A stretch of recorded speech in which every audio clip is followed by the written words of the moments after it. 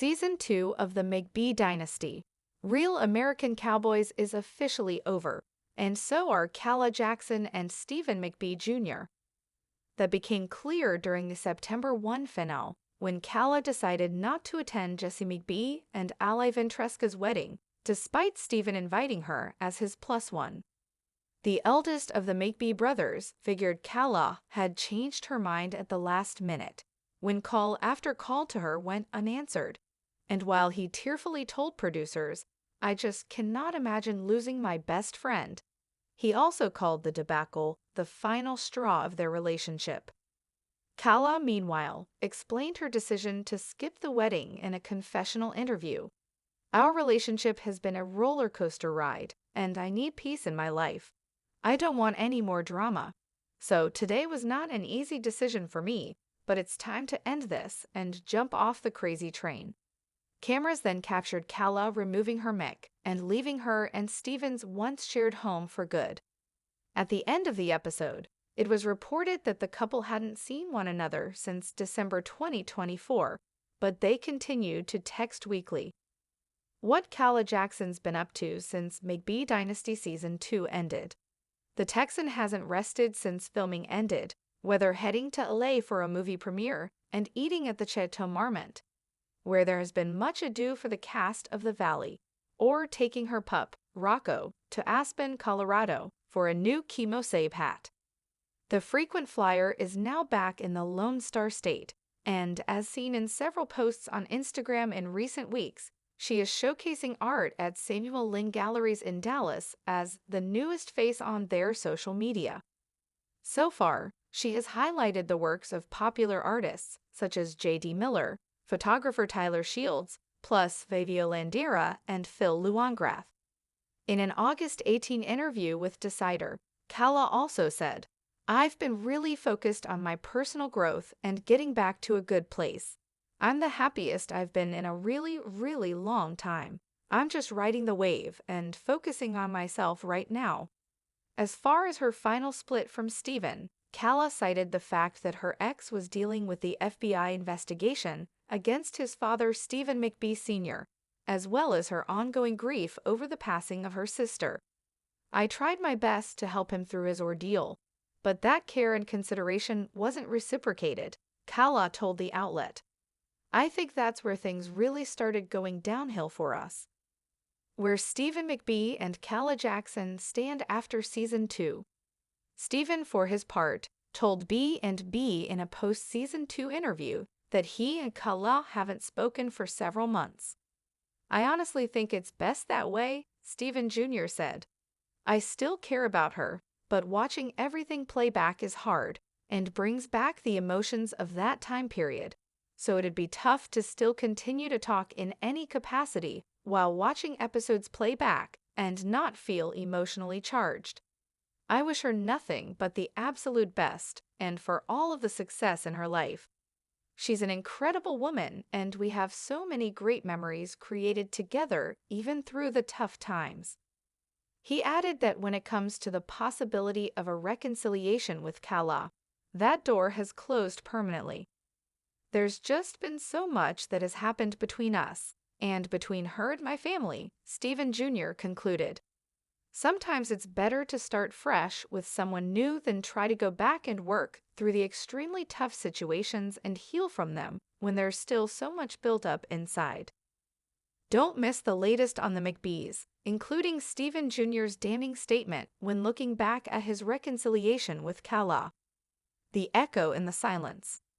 The wind was sharp that morning in Aspen, but Calah Jackson didn't feel it. Her scarf danced behind her like the trailing memory of a life she'd finally stepped away from. Rocco, her loyal Australian shepherd, padded ahead of her with excitement, unaware of the weight his owner carried beneath her perfectly tailored coat. She paused at the foot of Maroon Bells, watching the light shift on the snow-covered peaks.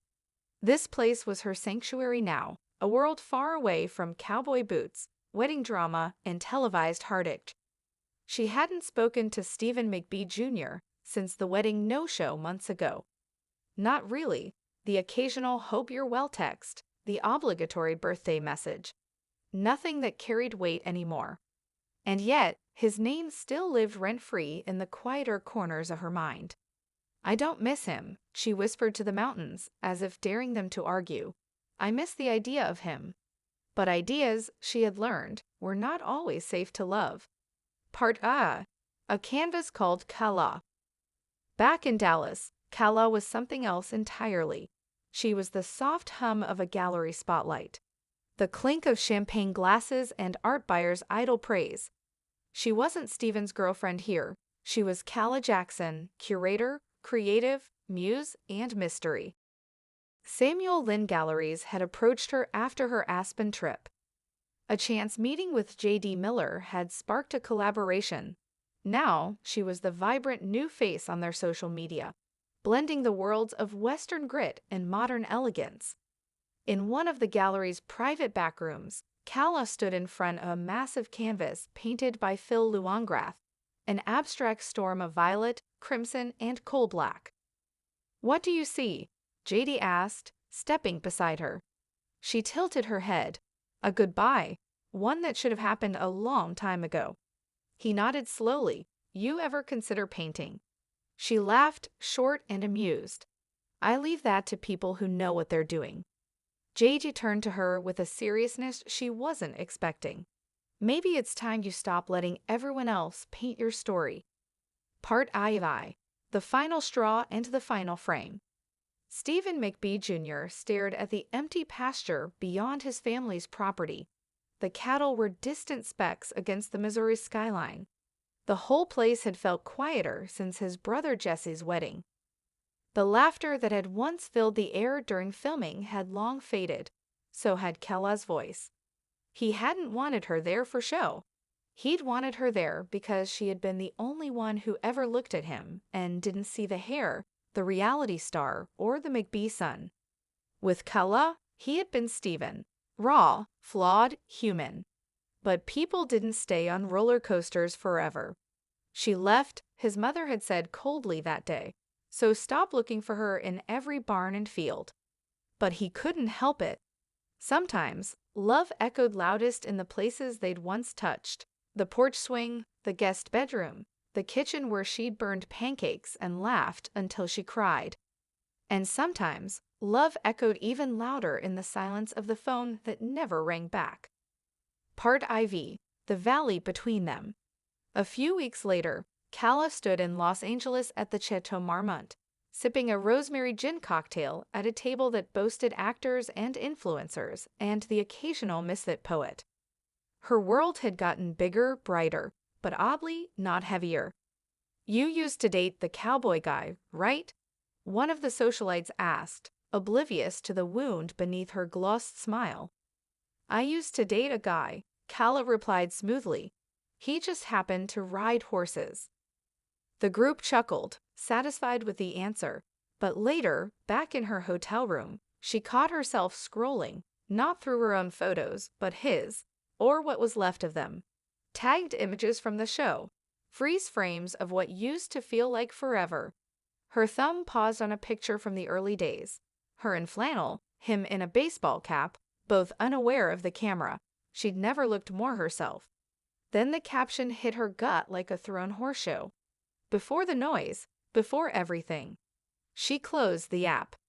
There was a gallery opening in Dallas tomorrow, and JD had just finished his latest painting, titled The Departure. She needed to get home. Part V. Closure comes in colors. The gallery buzzed with soft music and rustling fabric. Wine flowed, but Calah stood without a glass, staring at JD's new piece. It was unlike his others, more jagged, more raw.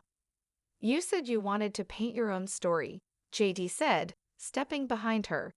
"I listened." She turned to him, surprised. "That's mine." He nodded.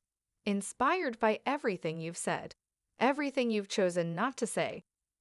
The canvas was a clash of dusty rose, bold turquoise, and a thin streak of gold slashing the center, like a scar you learned to love. She touched the frame gently, tears welling despite herself. "It's not angry," she murmured. "It's forgiving." "You don't have to hate someone to move on from them," JG replied.